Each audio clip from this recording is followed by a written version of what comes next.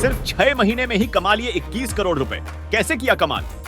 कहानी एक सब्जी वाले की जिसने ठगी से हिला दिया पूरा हिंदुस्तान। 10 राज्य, 892 शिकार, कैसे एक सब्जी वाले ने सबको लूटा। सुकेश चंद्रशेखर का बाप निकला ये सब्जी वाला सबसे बड़े ऑनलाइन लूट की कहानी।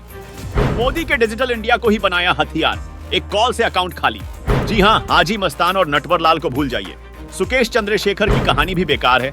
एक ऐसा ठग जो धंधे की बात करता था, साल भर में करोड़ों का प्रॉफिट दिखाता, कमाई के सबूत भी दिखाता, फिर चूना लगा देता।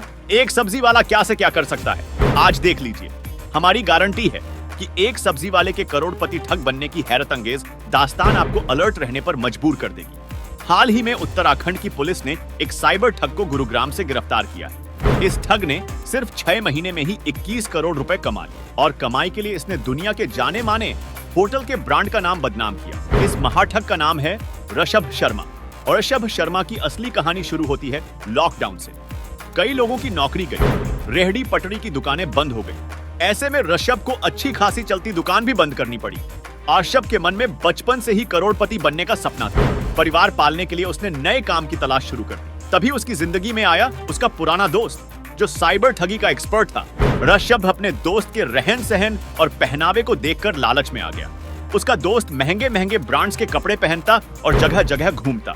ये सब देखकर ऋषभ ने उसे काम सिखाने को कहा। उसके साथ रहते रहते ऋषभ साइबर ठगी का एक्सपर्ट बन गया। ऋषभ का दोस्त ऑनलाइन ठगी करके बड़े लेवल पर पैसे बना रहा था। एक एक दिन की कमाई लाखों में होती थी। बस ऋषभ ने भी यही काम शुरू कर दिया। लॉकडाउन के दौरान ऋषभ ने लोगों को वर्क फ्रॉम होम का लालच देकर ठगना शुरू किया, लेकिन लॉकडाउन खत्म होने पर धंधा बैठ गया। फिर उसने नया तरीका निकाला। उसने देश के अलग अलग राज्यों के लोगों के फोन नंबर और उनके अलग अलग डेटा को कहीं से खरीदा। फिर बड़े बड़े बिजनेसमैन को टारगेट करना शुरू किया। वो सबको फोन करता और बड़ी बड़ी कंपनियों की फ्रेंचाइजी देने का वादा करता।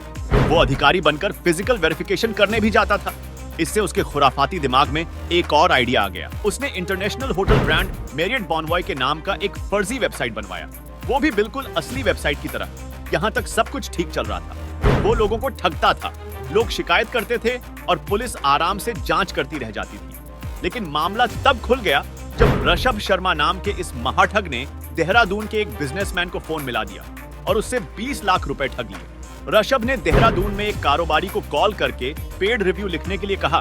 कारोबारी ने रिव्यू लिखा तो उसने बदले में 10,000 रुपए का पेमेंट भी कर दिया। इसके बाद 2-3 पेमेंट उसने और भेजे। एक दिन कम समय में डबल मुनाफा का लालच देकर उस कारोबारी के सामने नया प्रपोजल लेकर आया। ऋषभ ने देहरादून के कारोबारी से होटल में निवेश के लिए कहा और उसे एक लड़की से मिलवाया। होटल में लड़की से मुलाकात हुई और उस लड़की ने एक फर्जी वेबसाइट दिखाकर कारोबारी को भरोसे में ले लिया। कारोबारी ने धीरे धीरे करके 20 लाख रुपए से अधिक की रकम उसे दे दी। इसके बाद आरोपी ने उसकी कॉल उठानी बंद कर दी। कारोबारी ने देहरादून के साइबर थाने में उसके खिलाफ शिकायत दर्ज कराई। 24 दिन बाद ऋषभ शर्मा नाम का यह ठग गुरुग्राम से धर दबोचा गया। पुलिस ने जब जांच की उसके होश भी उड़ गए। पता चला कि आरोपी ऋषभ शर्मा के खिलाफ 10 राज्यों में 37 मामले दर्ज हैं और कुल मिलाकर 892 मामले में उसकी तलाश अलग अलग राज्यों की पुलिस कर रही है। अब तो यह भी खुलासा हुआ है कि साइबर ठगी के इंटरनेशनल गिरोह के साथ भी उसके लिंक हैं। इनकी कोशिश होती है छोटी पेमेंट लगाओ, बदले में बड़ा कमाओ।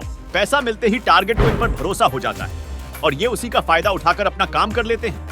लेकिन देहरादून पुलिस ने इसका भंडाफोड़ कर दिया। ऐसी पुलिस के लिए आप क्या कहेंगे, कमेंट में जरूर बताएं।